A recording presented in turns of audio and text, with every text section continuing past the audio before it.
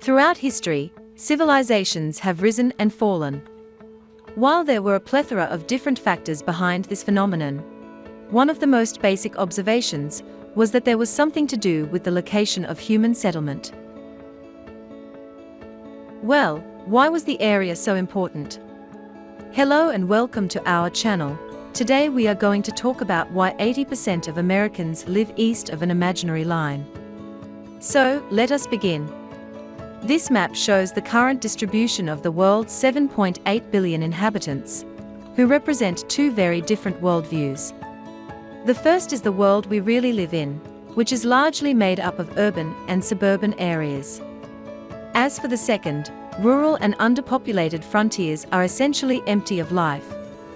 There are 1,000 tales contained inside this image, but the focus of this film is on the hard edges that separate these two spheres. Only in the African Sahel and the United States of America can you find an almost perfectly straight border separating the settled and empty worlds. Southwest of large metropolitan areas like San Antonio, Austin, and Oklahoma City is a virtually vertical line separating populous from unpopulated America. The United States of America is roughly divided in half by an imaginary line that runs along the 98th meridian from west to east. Nearly 260 million out of the 320 million Americans call the area east of this line home, while the remaining 20% make their home in the more rural western states. But California is the exception to the rule, and its almost 40 million residents represent around 60% of the West Coast population of the United States. A striking feature of the 30 million people who call the American West home is that they are concentrated in a small number of major cities. Moreover, half of these people call one of the 8 largest urban regions home, including Salt Lake City, Tucson, Albuquerque, El Paso, and Boise. Less than 15 million people call the West's remaining regions home, roughly the combined population of Los Angeles and Orange counties. Because of the lack of human habitation and modern infrastructure, this enormous area ranks among the world's most desolate in the 21st century. Several maps show the clear contrast between the densely populated east and the sparse west of the United States. The existence of this line can be inferred from a variety of factors, such as the average distance to the nearest McDonald's, the linguistic split between those who call a firefly or lightning bug by its common name, and the variety of tree species. There are noticeably fewer tree species types to the west of this limit, suggesting that even plants adhere to this unwritten norm. What accounts for this mysterious linear logic that seems to govern so many aspects of modern American culture? The data collected by John Wesley Powell, the second director of the USGS, and a geologist and explorer of the American West, provides the answer. Powell concluded that the difference in rainfall between the east and west explained the steady loss of plant diversity he observed on his journey westward.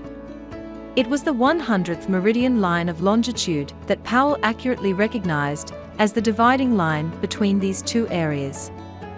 Rainfall decreases substantially as one travels west through North America, as shown by modern maps of yearly rainfall levels inside the United States, confirming the continued validity of this line. It rains an average of 38 inches in Dallas every year, but only 26 in neighboring Abilene and 15 in Midland. This trend holds true all the way down the line, with yearly rainfall ranging from 33.5 inches in Oklahoma City to less than 20 inches in Amarillo, and from 34 inches in Wichita to just 19 inches in nearby Dodge City. Cascade Mountains divide the Pacific Northwest's moist, rainy coastal plain to the west from the dry, arid lands to the east.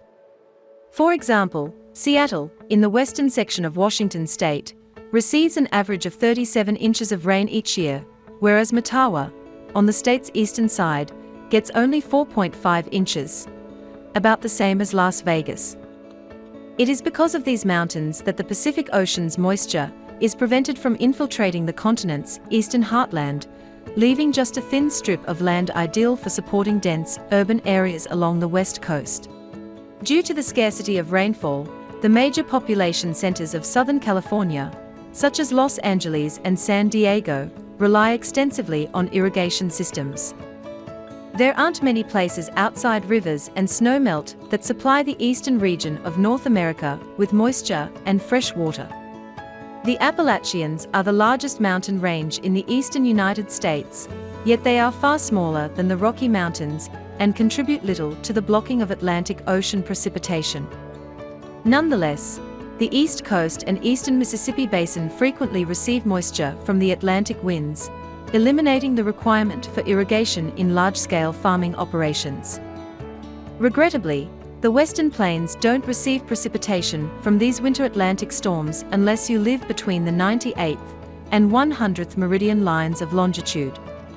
Summertime winds from the Gulf of Mexico provide moisture to North America, but they often head north before bending east, thus most of the precipitation falls in the east and very little in the west. There is less fresh water available for human and agricultural use across the dry one-third of the United States as a result of these reasons. The complicated irrigation methods used by farms west of the 100th meridian are necessitated by the unpredictability of rainfall in those areas. This leads to larger farms that take up more land yet produce less food. Crops planted east of the line require more water than those grown west of the line. The complicated irrigation methods used by farms west of the 100th meridian are necessitated by the unpredictability of rainfall in those areas. This leads to larger farms that take up more land yet produce less food. Crops planted east of the line require more water than those grown west of the line, and vice versa. In the east, corn is favored while wheat is more adaptable to dry conditions. And when the line between the wet and dry parts of North America moves eastward, it will affect the weather in all American border communities, leading to less predictable rainfall and economic consequences.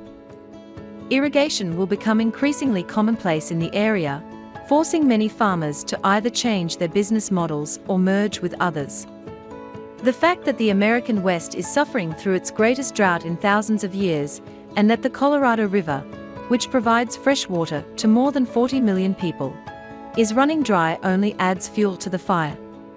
Geologist and scientist John Wesley Powell foresaw this water catastrophe more than a century ago and advocated dividing the West along natural watersheds rather than along political boundaries in order to better manage the region's limited water supply. Water scarcity in the West has persisted since Powell's plan was disregarded by policymakers. State interests that conflict with one another across watersheds threaten to make an already dire situation much worse. So that is all the time we had today, folks. Hope you enjoyed this video. Do not forget to subscribe to our channel and do hit the bell icon on your way out. See you all next time.